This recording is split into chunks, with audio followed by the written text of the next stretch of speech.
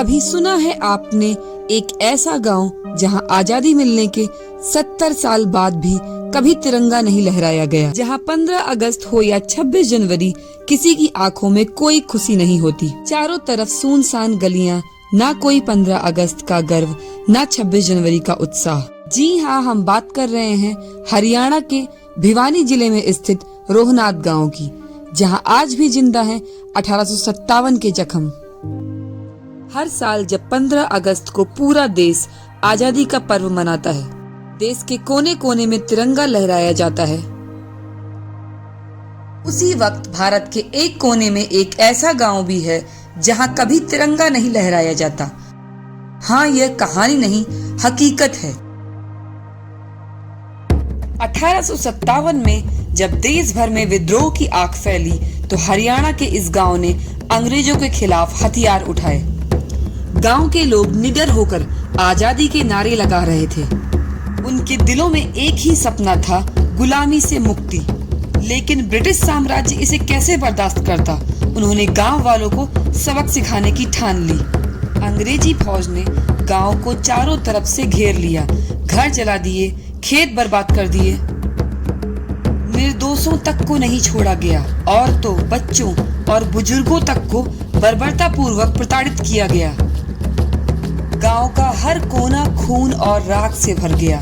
इस दर्दनाक हादसे ने गांव की आत्मा तक को झकझोर दिया। इस नरसंहार के बाद गांव के बुजुर्गों ने कसम खाई कि जब तक हमें न्याय नहीं मिलेगा, हमारे शहीदों का बलिदान सम्मानित नहीं किया जाएगा, हम इस मिट्टी पर तिरंगा नहीं लहराएंगे। यह शपथ पीढ़ी दर पीढ़ी चलती रही और आजादी के बाद भी जब पूरा देश झूम रहा था तो ये गांव तब भी खामोश था। 15 अगस्त 1947 को जब देश आजाद हो गया, पूरा देश रंगों में डूबा हुआ था। उसी वक्त इस गांव में ना कोई तिरंगा, ना कोई जश्न। गांव वाले कहते थे, हमारे पुरखों का खून बहा, हमारी धरती जलाई गई, पर हमें न्याय कभी नहीं मिला। तिरंगा हमारे लिए अधूरा है। हमें आज भी अपने पूर्वजों की चीखें सुनाई देती हैं। आज भी अगर आप इस गांव में जाएंगे तो बुजुर्ग वही कहानी सुनाते हैं, उनकी आंखों में आंसू बहते हैं। रोहनाथ को पूरी तरह तबाह करने के बाद कई महीनों तक यहाँ कोई इंसान नहीं नजर आया। ब्रिटिश हुकूमत ने रोहनाथ को बागी घोषित करते हुए इसे नीलाम करने का फैसला कर लिया।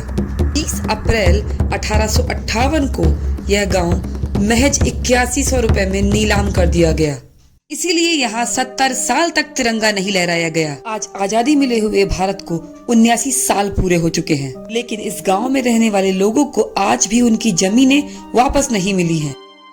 हरियाणा के मुख्यमंत्री मनोहर लाल खट्टर ने 2018 में इस गांव में पहली बार झंडा फहराया और गांव के लोगों को राहत देने का भी वादा किया था। लेकिन गांव वालों का कहना है कि जब तक सारे वादे पूरे नहीं होंगे तब तक तिरंगा नहीं फहराया जाएगा।